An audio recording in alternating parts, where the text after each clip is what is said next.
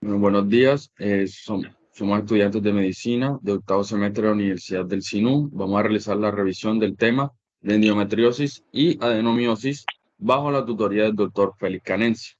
Siguiente, por favor. Bueno, tenemos que esta es una enfermedad inflamatoria crónica, ¿sí? Benigna, en la que el tejido endometrial se encuentra fuera del útero, produciendo un fuerte dolor o incluso llegando a producir lo que es la infertilidad.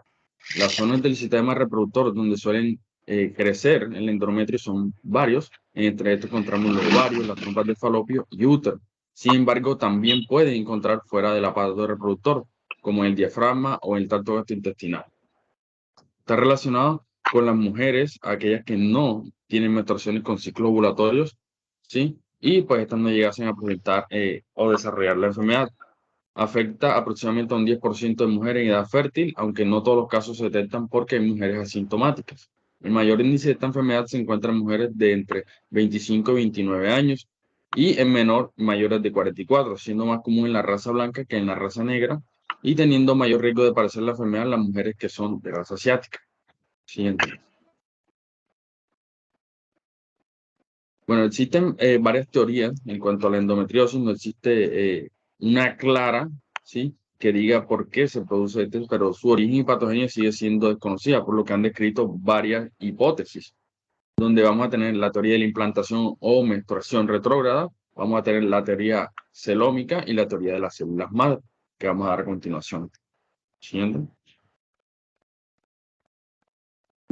Bueno, partiendo de la primera teoría, la teoría de la implantación o menstruación retrógrada, la cual fue descrita por Samson en 1927, ¿sí? Y hay que resaltar que es una de las más aceptadas para explicar la fisiopatología de la endometriosis, ya que propone 5 procesos necesarios para la evaluación de esta enfermedad.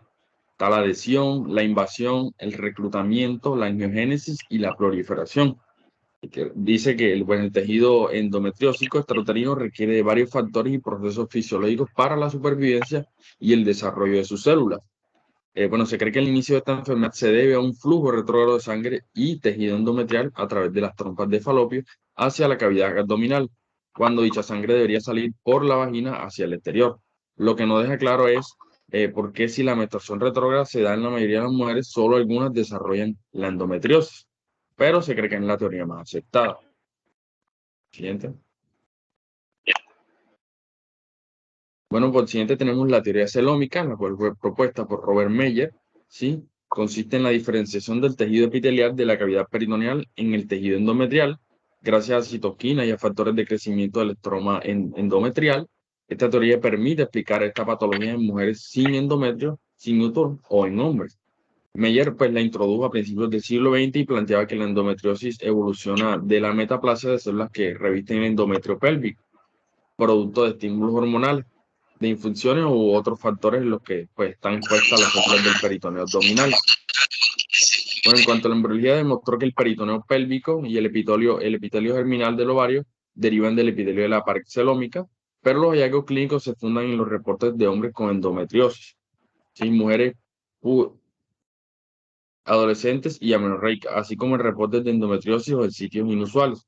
Sin embargo, existe un punto importante que esta teoría no ha podido probar debido a estos estímulos que generan la metaplasia, como sucede en otras enfermedades, y su frecuencia, pues, ya que aumenta con la edad de las pacientes. Siguiente.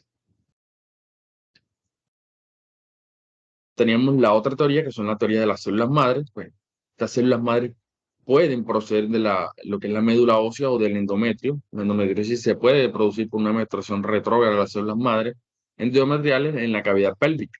Esta teoría pues también incluye que se puede producir esta patología si son células madres de la médula ósea que no vuelven al endometrio, sino que pues se pierden en los tejidos blandos. Parece que pues, las células madres del endometrio pueden estar implicadas en la formación de las placas endometriosas. Puede tener pues dos orígenes diferentes basados en la teoría de la menstruación retrógrada, ¿sí? Donde puede ser por una translocación anormal de la base endometrial normal o por la teoría de la metaplasia, donde pues las células madre transforman el peritoneo, células madre hematopoyéticas u ováricas, en tejido pues similar al endometrial. Y pues lo más probable es que la endometriosis tenga un origen pues multifactorial. En realidad está sujeta a cualquiera de estas teorías, pero solamente queda en hipótesis. Siguiente. continuación los dejo con mi compañera Melissa. Bueno, continuando con la clasificación, encontramos varios tipos de endometriosis y entre esos tenemos la endometriosis superficial o peritoneal. Esta aparece en la superficie de tejidos blandos o de órganos viscerales. La forma más común de encontrar esta endometriosis superficial es en los ovarios, produciendo unas lesiones de color negro, aunque también pueden encontrarse lesiones de color rojas o blancas. Siguiente. También está la endometriosis infiltrante profunda, con sus siglas D y E, que forma lesiones en capas más profundas del intestino, la pared de la vejiga, diafragma, entre otros órganos. Es la más agresiva y está relacionada con el dolor en un alto porcentaje de los casos. Esto se debe a que aumenta la densidad de las fibras nerviosas, aunque se desconoce el motivo de la razón por el aumento de estas. Además, puede afectar tanto a la superficie como al interior del órgano donde se encuentra, impidiendo que pueda realizar su función. Es la que está relacionada con la afectación fuera del aparato reproductor, es decir, que puede afectar la vejiga, el intestino, los uréteres principalmente. Y la mayor parte esta viene siendo agresiva sobre otras formas de endometriosis y se debe a dos mecanismos, ya que el primero, porque hay una menor apoptosis de las células endometriales donde se produce la lesión, y el segundo, porque hay una mayor proliferación de estas células producido por el estrés oxidativo de la lesión. Las mujeres con DIE pueden tener alteraciones en el músculo del suelo pélvico y en los músculos de las extremidades inferiores. Siguiente. La endometriosis ovárica o quistes endometriósicos ováricos es la más común y produce quistes endometriales llamados endometriomas. Esto se produce en un porcentaje entre el 20 y el 55% de las mujeres con endometriosis. Para que un quiste ovárico se considere un endometrioma, se miran diferentes aspectos como el tamaño, la forma o estructura de la cápsula, entre otros. Este endometrioma contiene un líquido espeso de color marrón en su interior y se puede adherir a las trompas de falopio, al intestino y al propio ovario, debido a que ese líquido también se conoce como quistes de chocolate. Siguiente. Pues en esta clasificación viene siendo la más utilizada y es de la Sociedad Americana de Medicina Reproductiva, la cual mide el diámetro, profundidad, localización de lesiones y la densidad. A cada valor le corresponde una puntuación y finalmente la clasifica en mínima, leve, moderada o severa. Primero se encuentra el estadio 1 o mínimo que se obtiene que va de 1 a 5 puntos, en el cual no hay adherencias y la lesión está aislada.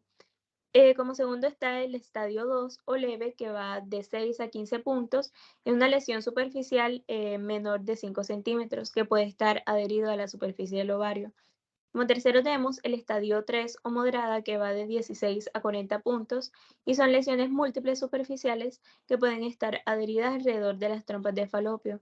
Y como cuarto tenemos el estadio 4 o severo, que es aquel que se obtiene mayor de 40 puntos, que son lesiones múltiples superficiales o profundas con grandes endometriomas. Y se producen adherencias extensas. Siguiente. Bueno, dentro de los factores de riesgo tenemos la genética, la actividad hormonal, la inflamación del estado inmunológico y los hábitos de las personas que están relacionados con el desarrollo de la endometriosis. Con respecto a los hábitos alimenticios, se ha visto que hay un mayor desarrollo de enfermedad en personas que tienen mayor consumo de carne roja por su efecto prooxidativo y por el contrario, en las personas que consumen más frutas y verduras tienen menos incidencia. El consumo de alcohol y cafeína también parece estar relacionado porque produce una activación de la aromatasa que se traduce en una mayor conversión de testosterona a estrógenos.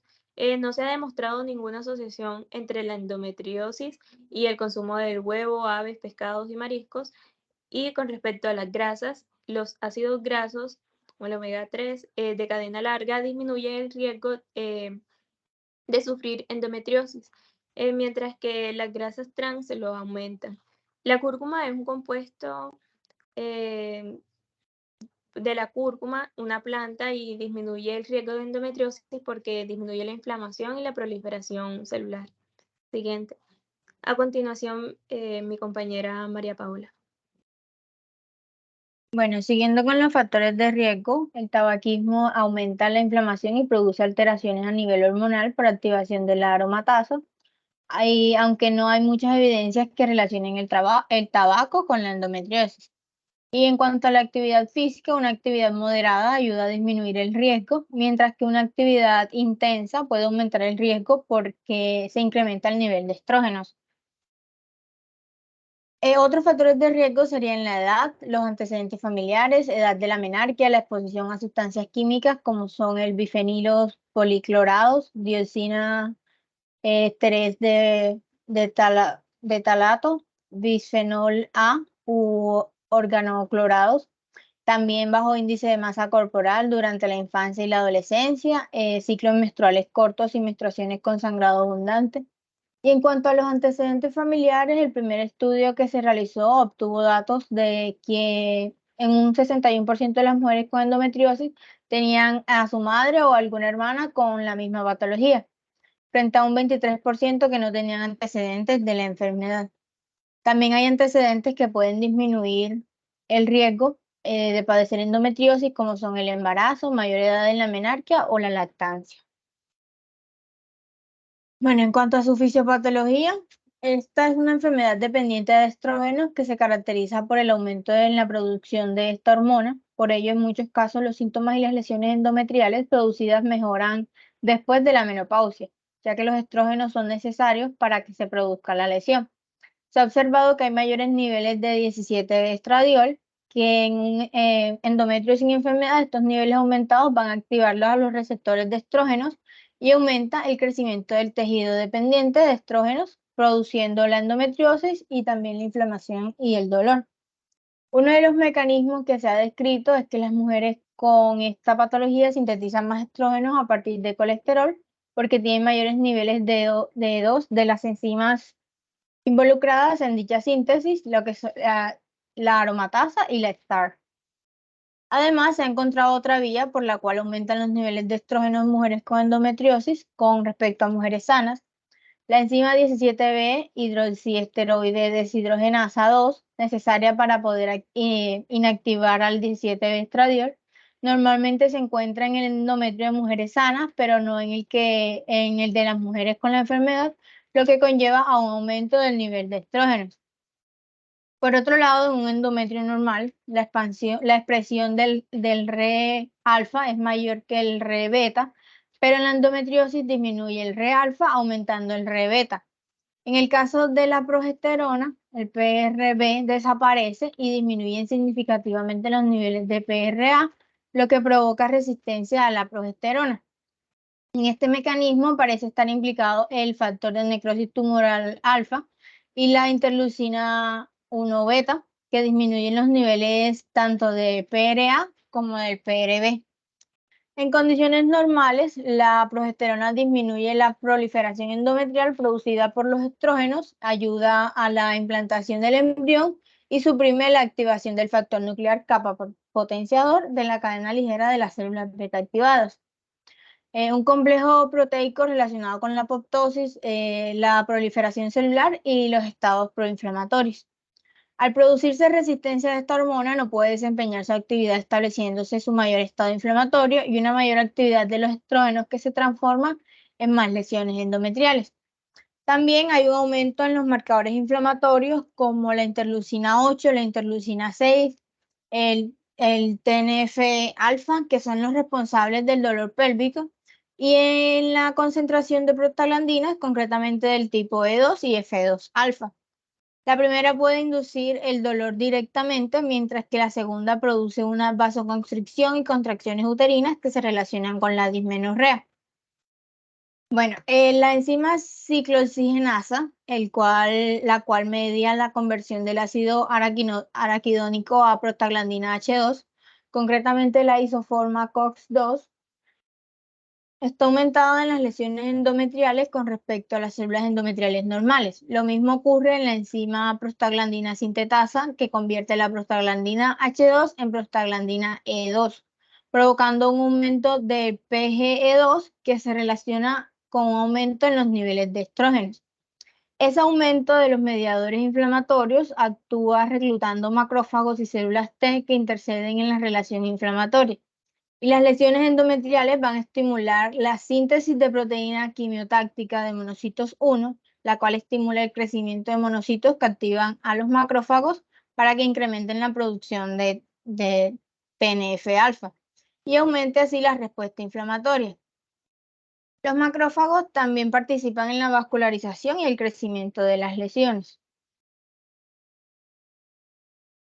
Bueno, en cuanto a la producción de la respuesta inflamatoria, también se produce la angiogénesis, el crecimiento de vasos sanguíneos, que se origina fundamentalmente por el factor de crecimiento endotelial vascular.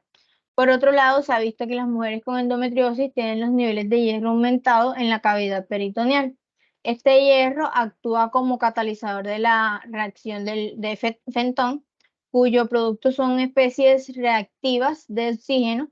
Estas a su vez inducen un aumento de NF-κB, llevando a un mayor estado inflamatorio. Además, el aumento del arroz lleva a un mayor estado de estrés oxidativo, que es un desequilibrio entre el arroz y los antioxidantes, lo cual favorece a una mayor proliferación de las células endometriales. En resumen, los principales mecanismos patogénicos de la endometriosis son el aumento en la producción de estrógenos, el aumento intrínseco de la actividad aromatasa, el aumento de los marcadores de la inflamación y la resistencia a la progesterona. Bueno, en cuanto a los síntomas de la endometriosis cursan desde dolor muy fuerte hasta infertilidad. Esta afecta casi a la mitad de las mujeres infértiles y entre un 30 al 50% de las mujeres con esta enfermedad tienen problemas para quedarse embarazadas. Otros síntomas característicos son la menorragia, el sangrado entre periodos, fatiga, diarrea o estreñimiento, también dolor en la espalda y las piernas o dolor durante la ovulación. Pueden aparecer otros síntomas que no son tan comunes como la depresión, el dolor de cabeza, la ansiedad, la hipoglucemia, la temperatura corporal entre 37 y 37.5 grados o también presentan mareos.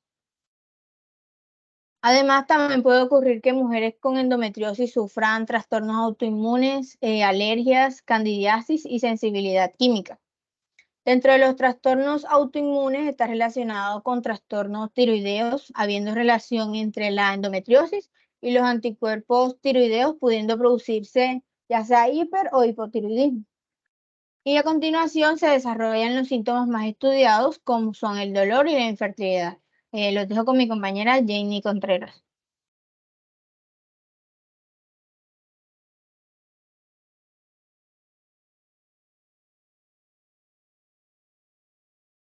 Bueno, en cuanto al dolor, tenemos que dentro de los primeros síntomas tenemos a este en la parte inferior del abdomen que se da durante la menstruación y en ausencia de esta.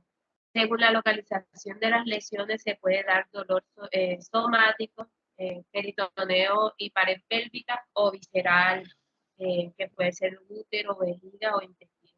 El dolor somático se presenta como un dolor agudo debido a la presencia de un mayor número de fibras nerviosas sensoriales.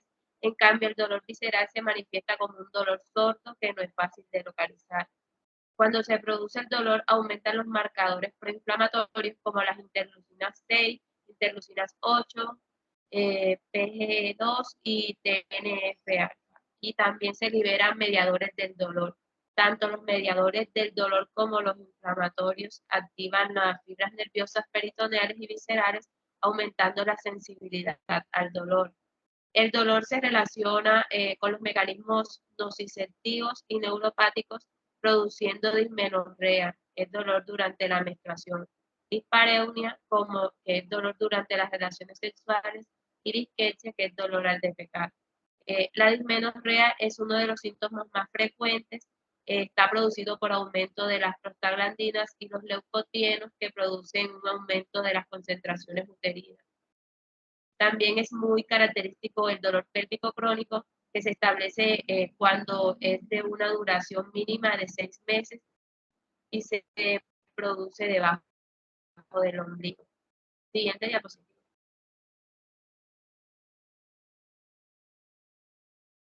Bueno, infertilidad. Esta infertilidad se produce por una disfunción ovárica producida por mecanismos que afectan al proceso de maduración del folículo ovárico y a la capacidad del endometrio de interaccionar con el embrión. En los casos más graves, las trompas de falopio se pueden obstruir por adherencias o tejido cicatrizal. En el ovario también se pueden producir adherencias que dificulten la rotura del folículo de Gray, impidiendo el paso del óvulo a las trompas de falopio. También puede ocurrir que haya una ovulación crónica como consecuencia de altos niveles de estrógenos. Estos producen una retroalimentación negativa en la hipófisis de forma que no se libere FSH, con lo que el folículo no puede madurar. Asimismo, la reserva ovárica se puede ver disminuida por los endometriosis. La endometriosis produce una inflamación crónica que se relaciona con la infertilidad, ya que aumenta los niveles de interleucina 1, interleucina 8 y interleucina 10, provocando una respuesta ovárica reducida. Además, se ha visto que estos aumentos en citocinas, concretamente interleucina 6, TNF-alfa, y los macrófagos activados en las mujeres con esta patología pueden afectar al esperma, disminuyendo su motilidad, alterando la permeabilidad de la membrana y la interacción entre los espermatozoides y las trompas de falopio, favoreciendo la infertilidad. Y a su vez, la fertilidad también está relacionada con la resistencia a la progesterona, ya que esta es la encargada de la implantación. Al disminuir los niveles de progesterona, el endometrio se hace menos receptivo a la implantación, produciendo un mayor fracaso a la hora de producir el embarazo. Como comenté anteriormente, uno de los síntomas de esta enfermedad es la dispareunia, lo cual hace que se pueda relacionar con la infertilidad, ya que si se produce dolor, habrá un menor número de relaciones, lo cual puede afectar a quedarse embarazada de forma natural. Por todo esto, un gran mayor número de mujeres con esta afección acuden a métodos como la inseminación artificial o la fecundación in vitro para quedarse embarazadas. Las hormonas que se utilizan en la fecundación in vitro no ayudan a curar las lesiones que se producen, por lo que después del embarazo puede volver a aparecer el dolor típico de esta afección. Como la endometriosis es una enfermedad dependiente de estrógenos, se estudió si las terapias para el tratamiento de la infertilidad que incluyen estrógenos podrían ser contraproducentes, pero se vio que había un crecimiento mínimo de los quistes endometriósicos, siendo clínicamente irrelevante. Por otro lado, parece ser que si se consigue en el embarazo se producirá un efecto protector, ya que durante la gestación no se produce ovulación, por lo que se liberaría esa gran cantidad de estrógenos. Siguiente diapositiva. Endometriosis. Se ha visto que hay una relación entre la endometriosis y el cáncer, dándose principalmente en mujeres con endometriosis ovárica típica.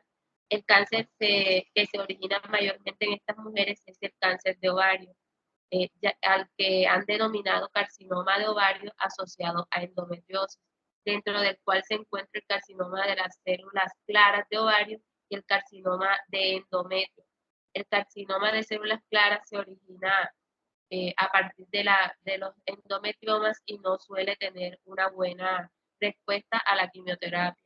La endometriosis es un factor de riesgo para el cáncer de ovario, produciendo alrededor del 1% de las mujeres con endometriosis. La relación entre el carcinoma de células claras del ovario y la endometriosis tiene factores de riesgo común, entre los que se encuentran la edad de la menarquia o la infertilidad. También tienen características similares como la angiogénesis y el aumento de la producción de VEGF y COX. Además, las células endometriósicas se pueden transformar en células cancerosas malignas por cambios en el microambiente y por alteraciones genéticas. habiendo un aumento de la expresión del gen HNF1 beta y mutaciones de los genes ARID1A que promueven el crecimiento tumoral por el aumento de la producción de interleucina C. Además, la endometriosis produce un aumento en la expresión del gen EGFR, que es el gen receptor del factor de crecimiento epidérmico, el cual está relacionado con la angiogénesis, proliferación celular y metástasis.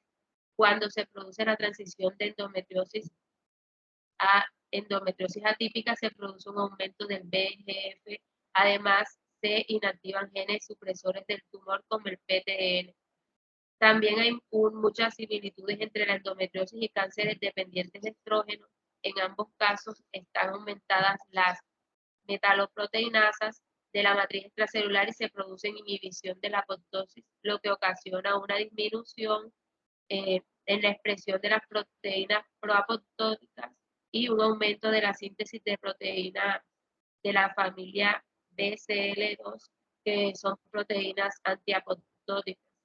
Existen formas de prevenir este cáncer, entre ellas se encuentran la toma de anticonceptivos orales o la ligadura de trompas, siendo esta última también efectiva para disminuir el riesgo de cáncer de endometrio y se cree que tiene un efecto protector porque disminuye la menstruación retrógrada. Siguiente diapositiva. Bueno, en cuanto al diagnóstico de esta enfermedad, es complicado ya que los síntomas no son específicos y además hay pacientes asintomáticos. El dolor es uno de los síntomas más comunes, pero es exclusivo de esta patogenia, pero no es exclusivo de esta patogenia, por lo que es insuficiente para poder utilizarlo en el diagnóstico. Comúnmente existe un retraso en el diagnóstico de entre 6 y 12 años, siendo mayor el diagnóstico en mujeres que quieren quedarse embarazadas y no lo consiguen, a pesar de haber tenido durante años dolor durante la menstruación, abundante sangrado y otros síntomas. El diagnóstico se suele hacer por dolor pélvico después de alguna intervención quirúrgica. Las más comunes son extirpación del apéndice o ligaduras de trompas. Siguiente. Bueno, normalmente las situaciones más comunes para el diagnóstico de la endometriosis son estas que están viendo aquí en el cuadro. Cuando las mujeres asintomáticas o con molestias en las zonas pélvicas que se diagnostiquen a través de la laparoscopia, cuando se descubre su infertilidad y que en otros casos no serían diagnosticadas. Las mujeres con dolor pélvico más frecuentes que no se diagnostiquen, pero sí se les deriva una atención primaria. Igualmente puede no ser nunca diagnosticada y que se le ponga un tratamiento hormonal con el cual los síntomas pueden mejorar. Con esta mejora puede ser que sigan sin diagnóstico o que se diagnostiquen por la laparoscopia en caso de infertilidad. Si finalmente van a un especialista ginecológico y que debido al dolor sufren, se le haga una laparoscopia y la diagnostiquen correctamente. A continuación los dejo con mi compañero Eric. Bueno, hablando un poco más del diagnóstico, en la consulta médica de ginecología es muy difícil que con la exploración física se pueda diagnosticar la endometriosis, ya que es complicado pues, que el ginecólogo llegue a las lesiones. La laparoscopia es la mejor forma de poder diagnosticarla, pero no se realiza en mujeres que no tienen síntomas. Las pruebas de imagen como ecografía, ya sea transvaginal o pélvica, o la resonancia magnética, son útiles para la endometriosis ovárica porque permiten pues, ver los quistes formados. La ecografía transvaginal se utiliza para ver qué tan afectado está el útero, así como para ver la pared intestinal. También pueden realizar una biopsia para analizar el tejido o un análisis de sangre para determinar el marcador CA125, que es la prueba de antígeno para cáncer 125, una glicoproteína que puede estar aumentada en mujeres con endometriosis, pero hay que tener en cuenta que no es específica de esta patología. Pasa por favor. En cuanto a tratamiento, actualmente no hay nada que cure la enfermedad y los diferentes tratamientos sirven para paliar los síntomas, aunque en algunas ocasiones pueden producirse efectos secundarios. El tratamiento primario consiste en la analgesia con antiinflamatorios no esteroideos para el dolor y la terapia hormonal. Los AINES son inhibidores de prostaglandinas que actúan inhibiendo la enzima ciclooxigenasa 2, que el más común pues, que vamos a usar es el ibuprofeno. Dentro de la terapia hormonal se pueden utilizar progestinas, anticonceptivos orales, agonistas y antagonistas de la hormona liberadora de gonadotropina, inhibidores de la aromatasa, moduladores selectivos de los receptores de estrógenos, y con ellos se busca conseguir una disfunción ovárica creando un estado falso de embarazo o menopausia quirúrgica. Pasa por favor. En cuanto a los anticonceptivos orales, también llamados píldoras anticonceptivas, y la progestina, son el tratamiento de primera línea que se utilizan tanto en mujeres con y sin diagnóstico quirúrgico. La progestina inhibe la ovulación y los anticonceptivos disminuyen la dismenorrea. En aquellas mujeres con problemas de formación de trombos está aconsejado el uso de la progestina, que más de la progestina que lo del anticonceptivo, ya que pues es un factor de riesgo. La progestina se puede administrar en comprimidos o como inyección y también como dispositivo intrauterino. Con respecto a la píldora anticonceptiva, puede ser una combinación de un progestágeno, levonorgestrel o dihanogestel, entre otros, y un estrógeno. Con el tratamiento del dolor solo desaparece durante el tiempo que se esté tomando. Si se deja de tomar, normalmente vuelve el dolor, aunque hay mujeres que pueden dejar la medicación y han tardado varios años en volver a sufrir dolor. Pasa por favor. En cuanto a los agonistas de la hormona gonadotropina crónica humana, regulan el eje pituitario ovárico, produciendo un estado de hipoestresonismo. Gracias a ello, estos fármacos provocan la pérdida de la menstruación. El problema que tienen estos fármacos es que está relacionado con niveles disminuidos de estrógenos que pueden producir sofocos, disminución de la libido, cambios de humor, y para intentar evitar estos síntomas se trata concomitantemente el agonista de GnRH y acetato de norestesterona. Pasa por favor. El último medicamento pues aprobado para la endometriosis fue el Agolix, un antagonista de GnRH que inhibe la secreción de FSH y la LH, por tanto la secreción de estradiol y progesterona. Sin embargo, este medicamento parece que no suprime la ovulación de forma fiable, por lo que las mujeres que están en tratamiento con él deberán tomar otras medidas anticonceptivas como métodos de barrera. Está indicado para el dolor de moderado a intenso. Uno de los problemas que presentan a largo plazo es que al inhibir la secreción de estradiol producen una pérdida de densidad ósea. Esto fue comprobado en un estudio que hizo Taylor en el 2021, y actualmente hay otro antagonista de GnRH en ensayos clínicos que es el Linzagolix, el cual está viendo si disminuye el dolor pélvico menstrual y no menstrual. Pasa por favor. A continuación lo dejo con mi compañero Diego Babilonia.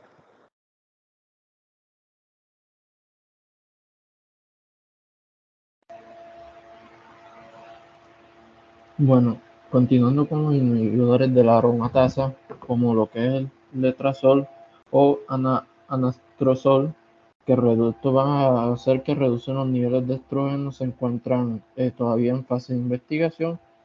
Vamos a tener que estos actúan como antagonistas o agonistas según el tejido en el que se encuentren. Concretamente en el endometrio actúan como antagonistas provocando una retroalimentación negativa en la hipófisis y el hipotálamo, disminuyendo lo que son los niveles de estrógeno. Actualmente estos fármacos se están estudiando como por ejemplo lo que es el bacloxifeno o el ralocifeno. Siguiente, por favor. Bueno, vamos a tener que los moduladores selectivos de los receptores de progesterona también se encuentran en fase de investigación. Esto inhibe la proliferación de las células del endometrio, la síntesis de la prostaglandina y suprimen lo que es el sangrado del útero. También hay dos fármacos muy utilizados que son lo que es danazol y la gestrinona.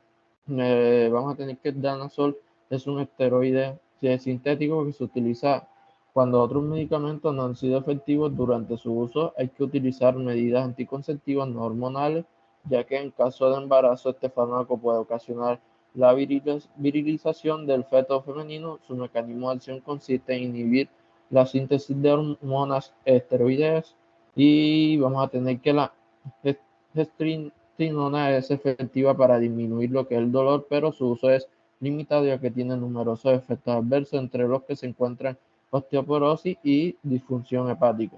Siguiendo, por favor. Bueno, finalmente se puede realizar una laparoscopia para eliminar lo que es el tejido, lo que puede ayudar a reducir el dolor y mejorar la fertilidad. La histerectomía suele ser la última opción de tratamiento. Se realiza como cuando no hay una respuesta adecuada a los tratamientos convencionales y la mujer ya no quiere tener hijos. Lo mejor es realizar a través de una laparoscopia. Vamos a tener que hay discrepancias sobre si también es necesario extirpar los ovarios o si es suficiente con el útero. Con este procedimiento, pues el dolor puede persistir e incluso se puede agravar, aunque existe lo que es un porcentaje bajo de probabilidad de que esto ocurra. Siguiente, por favor. Bueno, y aquí vamos a tener una tabla que esta muestra los resúmenes de tratamientos más usados y sus efectos secundarios. Vamos a tener los agentes anticonceptivos, lo que son orales. En sus efectos secundarios pues pueden provocar náuseas leves, vómitos. Tenemos lo que son los progestágenos, que su ruta es oral y también se puede dar inyección o intrauterino. Sus efectos adversos son sangrado, tenemos sensibilidad en los senos. También tenemos los antagonistas de lo que es DGNRH, son inyectables o intranasal. Efectos adversos son síntomas en un estado hipoestrogénico. Tenemos también los antagonistas de la GNRH más, que serían oral, efectos adversos, síntomas del hipoestrogénico. Tenemos ahí inhibidores de la aromatasa, vía oral, efectos adversos, estimulación ovárica, mujeres premenopáusicas. Tenemos el danazol, que es oral, efectos adversos, aumento de peso, retención de líquidos, atrofia mamaria, acné, piel grasa y entre otros. Bueno, siguiente, por favor. Bueno, hablando de la adenomiosis, pues tenemos que es un trastorno ginecológico frecuente que se caracteriza por la existencia de glándulas y estromas endometriales en lo que es en el espesor del miometrio. Vamos a tener que, junto con la hiperplasia y la hiperetrofia, las fibras musculares lisas de este último, pues, dada esta presencia en el endometrio, en el interior del miometrio, pues algunos autores también denominan a esta entidad endometriosis interna y se reservan el término endometriosis externa para el cuadro comúnmente llamado endometriosis. Vamos a tener que también adenomioma es el nombre dado a un área de adenomiosis encapsulada por el tejido endometrial que debe ser diferenciado de un mioma. Vamos a tener que la prevalencia de la adenomiosis como hallazgo anatomopatológico es muy variable, desde un 5 a un 70%, dependiendo del límite de la profundidad que se considere en el hallazgo microscópico de foco en el espesor miometral. Siguiente. A continuación la dejaré con mi compañera Jennifer. Bueno, se describe dos formas de adenomiosis.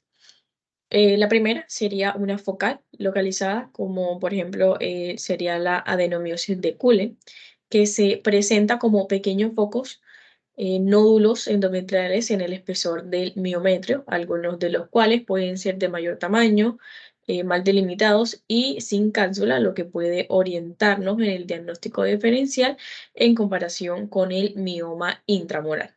Y la otra forma sería la forma difusa. Esta es la más frecuente, en la que el útero se encuentra aumentado de tamaño y en la que se puede apreciar múltiples criptas glandulares pequeñas que infiltran el miometrio alrededor de la cavidad, y el lugar más frecuente es la pared posterior del útero y con un engrosamiento significativo de la zona de unión. ¿Pasa?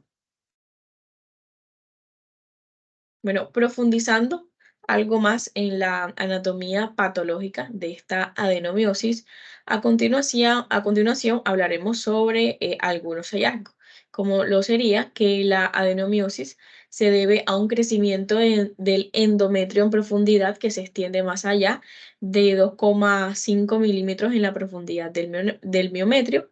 Generalmente se trata de endometrio basal, solo ocasionalmente de zona de tipo funcional. También tenemos que normalmente la unión endomiometrial es irregular y carente de una musculatura de la mucosa.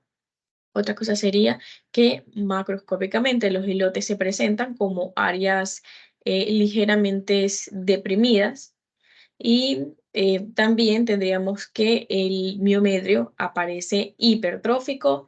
Además que otro hallazgo sería que las lesiones en conjunto están mal delimitadas y rara vez consiste en un nódulo bien delimitado, con islotes de endometrio y tejido muscular liso, desordenado. ¿Pasa?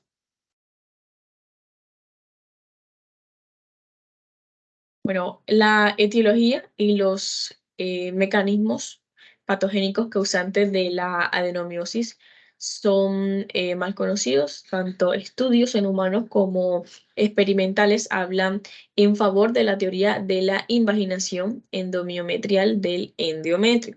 Y si bien el desarrollo de la adenomiosis desde restos müllerianos en una localización extrauterina se dice que es otra posibilidad. El prerequisito para la adenomiosis puede desencadenarse o facilitarse con una debilidad, por así decirlo, del tejido muscular liso, por un incremento de la presión intrauterina o incluso por ambos factores. Hablando para el mantenimiento de esta adenomiosis, pueden ser necesarios concentraciones de estrógenos relativamente altas y un debilitado control del crecimiento inmunorrelacionado del endometrio ectópico. La hiperplasia, hipertrofia de estas células del músculo liso son un reflejo de los cambios reactivos secundarios a la proliferación del endometrio ectópico. No obstante, muchos estudios serán necesarios para precisar la etiología y la patogenia de esta adenomiosis. ¿Pasa?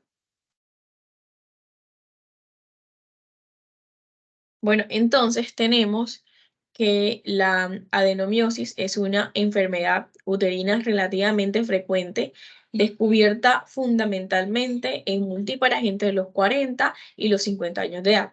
Es un frecuente hallazgo anatomopatológico en úteros extirpados por diferentes enfermedades. Su diagnóstico clínico es difícil porque los signos y los síntomas son inespecíficos y con frecuencia coexisten en otras enfermedades pelvianas. Y pues básicamente todavía no se ha determinado claramente el mecanismo por el cual esta adenomiosis induce un aumento del sangrado menstrual, y pues se han, digamos que, propuesto varias hipótesis. Si bien el sangrado directo de los focos de adenomiosis parece improbable, esta menorrea podría originarse en el aumento de la superficie endometrial resultante, a su vez del agrandamiento global uterino. ¿Pasa? Bueno, la función contráctil endometrial podría estar comprometida en parte por las interdigitalizaciones de los focos de adenomiosis y por la hiperplasia muscular reactiva que distorsiona la arquitectura uterina. Tenemos que un 80% de los casos de adenomiosis están asociados con miomas uterinos, y el aumento de volumen uterino es un signo común con esta entidad.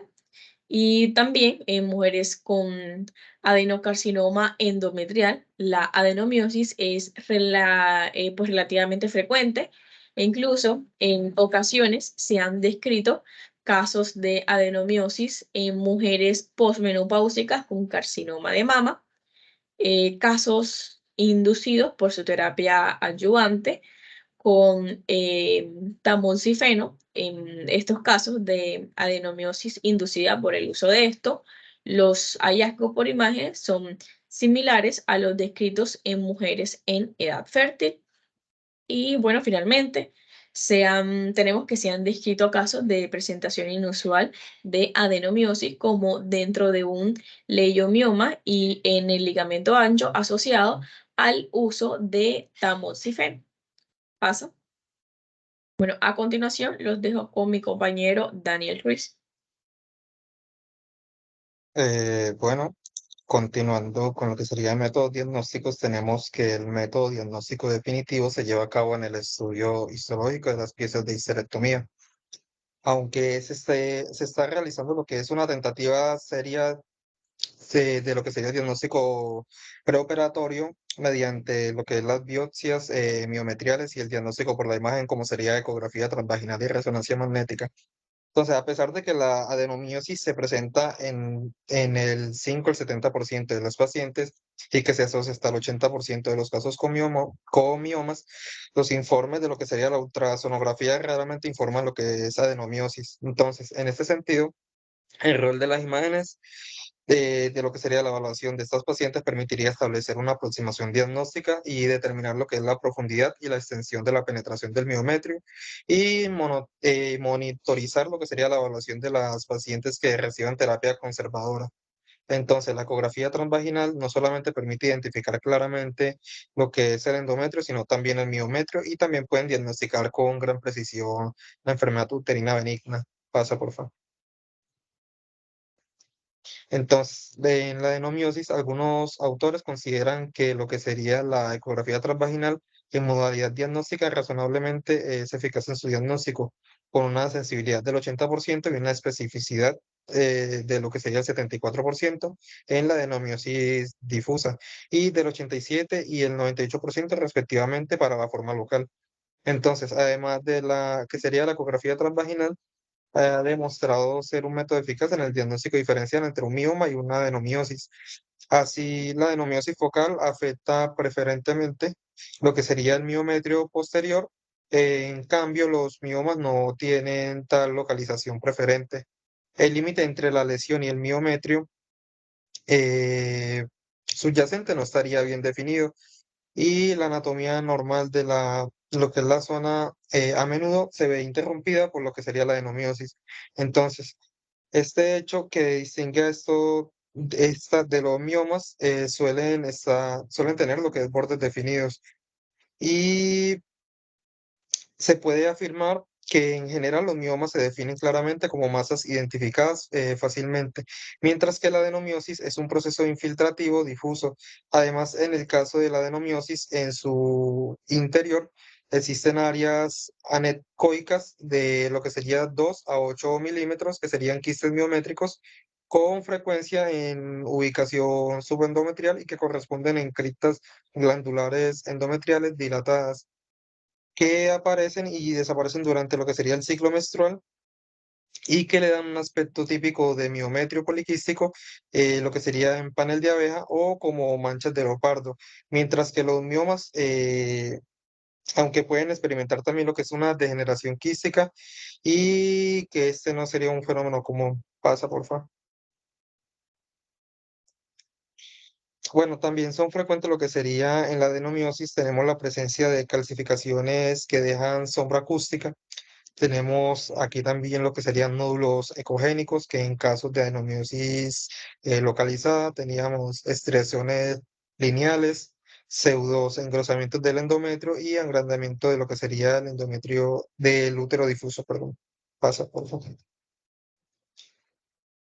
Bueno, tenemos la presencia de endometrio intramiometrial, generalmente localizado en lo que sería el área corporal, da lo que un útero globuloso, aumentado su volumen y reduciendo su reflexividad.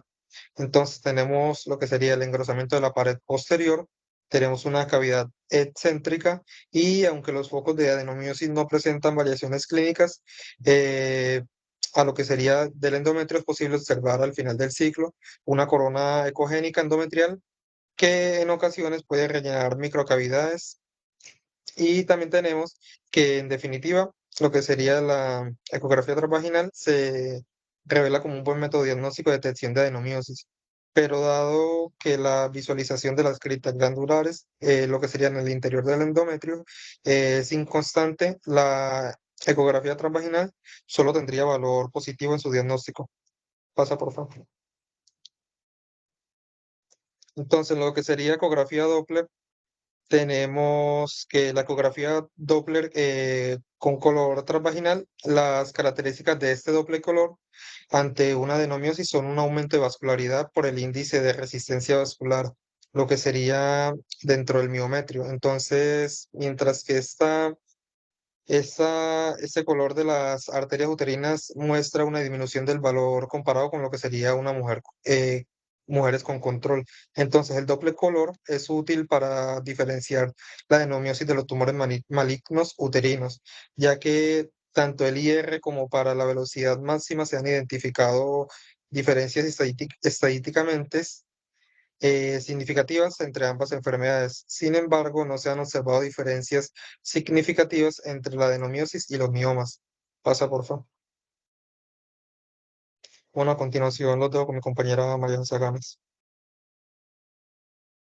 Bueno, ahora vamos a seguir hablando sobre lo de la resonancia magnética. En esta, el diagnóstico de la adenomiosis va a ser del 85 al 90%, con una sensibilidad y una especificidad entre el 86 y el 100%. Aquí tenemos que las secuencias en T2 y en cortes sagittales van a demostrar una mejor anatomía del útero y en especial de la zona de unión. Los hallazgos por resonancia magnética característicos de la adenomiosis van a ser lo que es el engrosamiento focal o difuso de la zona de unión mayor a 12 milímetros medido en corte sagital y también pequeñas imágenes redondeadas en su seno. También, también va a haber hiperintensa en la serie potenciadas en T2 y algunas de ellas con halo hipointenso a su alrededor y sin captación de contraste y otras sin este halo característico que van a dar la imagen de quistes endometriales. También se van a encontrar características como que las áreas van a estar observadas de baja intensidad y de señal de baja intensidad de señal y van a corresponder a hiperplasia del músculo liso que va a acompañar las glándulas endometriales ectópicas.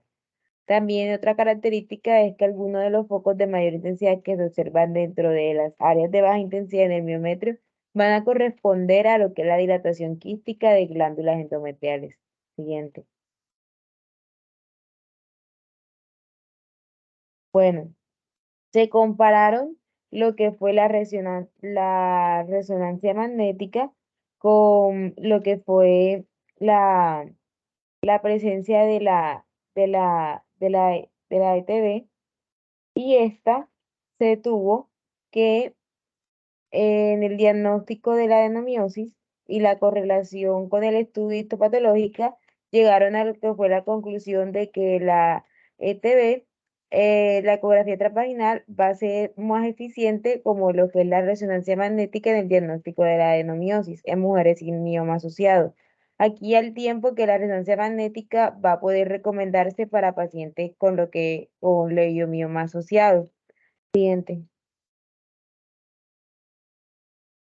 Bueno, entre otros métodos diagnósticos que pueden tener validez, vamos a encontrar lo que es la histerectomía, también lo que es la histerosalpingografía, y esta va a permitir detectar el signo de Diónisis que este es el contorno de la cavidad uterina que se va a encontrar con bordes en borla o en nebulosa. Y también tenemos lo que es la Kitawaki, que señala que la detección de la aromatasa P450 proteína en la biopsia simple de endometrio se va a correlacionar fuertemente con la presencia de endometriosis o adenomiosis. Siguiente.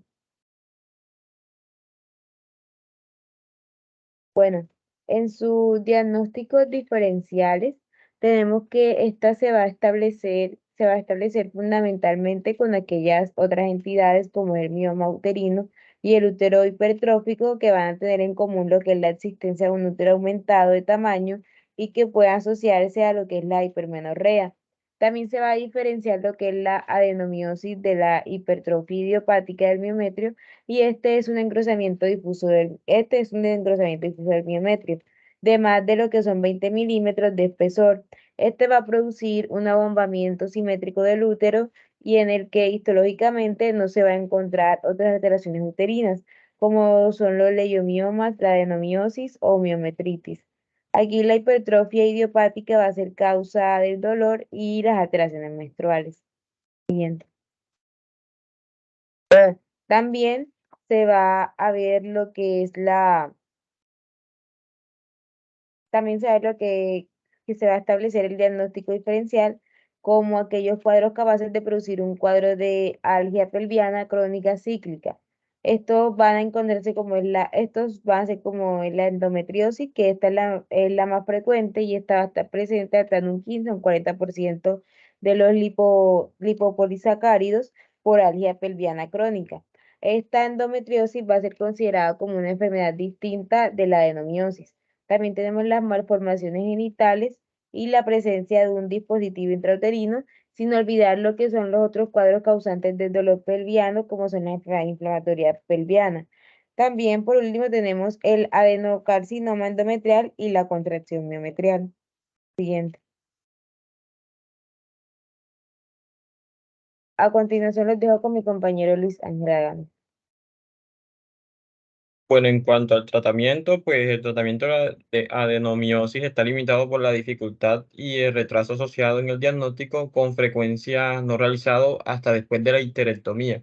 Y se ha señalado que la ecografía transvaginal, la resonancia magnética y la biopsia uterina están mejorando la detección más temprana de la adenomiosis, con la consiguiente mejoría en el tratamiento. Las investigaciones diagnósticas deben estar indicadas siempre en pacientes que presentan dolor o metrorragia y que no responden al tratamiento médico. Siguiente. Bueno, el tratamiento médico puede ser efectivo para controlar los síntomas, pero la frecuente consistencia de la endometriosis y la carencia de estudios controlados hacen que su eficacia no esté cuantificada. En este sentido, el tratamiento médico dependerá fundamentalmente de la sintomatología que presente la paciente y de la edad de esta. Para eso podemos utilizar antiinflamatorios no esteroideos, anticonceptivos hormonales orales, danazol o análogos de la hormona liberadora de gonadotropinas. Esto llevaron, anteriormente Federer llevó un estudio a cabo para evaluar la eficacia y la tolerancia del tratamiento de la menorragia asociado con adenomiosis mediante el uso del sistema intrauterino liberador de levonorgestrel y concluyeron que este es un método eficaz para el tratamiento de la menorragia asociado con adenomiosis, especialmente en pacientes que no desean tener hijos, y se constatan que la reducción de flujo menstrual en el presente estudio fue muy marcada. Siguiente. Bueno, en cuanto a la eficacia del levonorgestrel, en estos casos puede atribuirse, según los autores, a dos acciones diferentes. El efecto directo de de progestágeno sobre los focos de adenomiosis y la desidualización y la posterior atrofia del endometrio eutópico. Este último fenómeno fue indirectamente confirmado por el hallazgo ecográfico obtenido durante el seguimiento de las pacientes, que demostraron la existencia de un endometrio extremadamente delgado solo 3 meses después de la inserción del levonorgestrel. Siguiente. Bueno, en cuanto a la cirugía conservadora, incluye la ablación endometrial, la electrocoagulación o incisión miometrial laparoscópica y también ha demostrado ser efectiva en más del 50% de las pacientes. Es importante reseñar que la ablación debe ser endomiometrial, puesto que la adenomiosis profunda es una de las causas más frecuentes del fracaso de la ablación, únicamente endometrial. Así, si se sospecha una adenomiosis profunda, la ablación exclusivamente endometrial no será el tratamiento de elección de esa paciente. En definitiva, la adenomiosis ya existente en el momento de las indicaciones es prácticamente imposible de erradicar mediante la ablación resección, salvo que sea focal o muy superficial y que emplee el asa de resección. Siguiente. Bueno, en cuanto a la embolización arterial uterina, es muy prometedora, es una alternativa muy prometedora no quirúrgica para pacientes con menorragia y adenomiosis. En efecto, una mejoría significativa de los síntomas y una mejor calidad de vida puede estar asociada con la disminución lograda del tamaño uterino y del grosor de la zona funcional, aunque no son necesarios estudios prospectivos para establecer la seguridad y la eficacia de este proceder terapéutico para pacientes con adenomiosis. También se ha intentado el tratamiento de la adenomiosis sintomática con la ligadura de la arteria uterina mediante la cirugía laparoscópica, pero los resultados obtenidos han sido poco satisfactorios. La histerectomía, también considerada como el único procedimiento mediante el cual la enfermedad se puede curar definitivamente, será necesaria en pacientes con adenomiosis grave y cuya edad no está cercana a la menopausia. Siguiente. Bueno, y esto sería todo de parte de mis compañeros y de mi parte, darle gracias por escucharnos y esto lo hicimos bajo la tutoría del doctor Félix Carencia.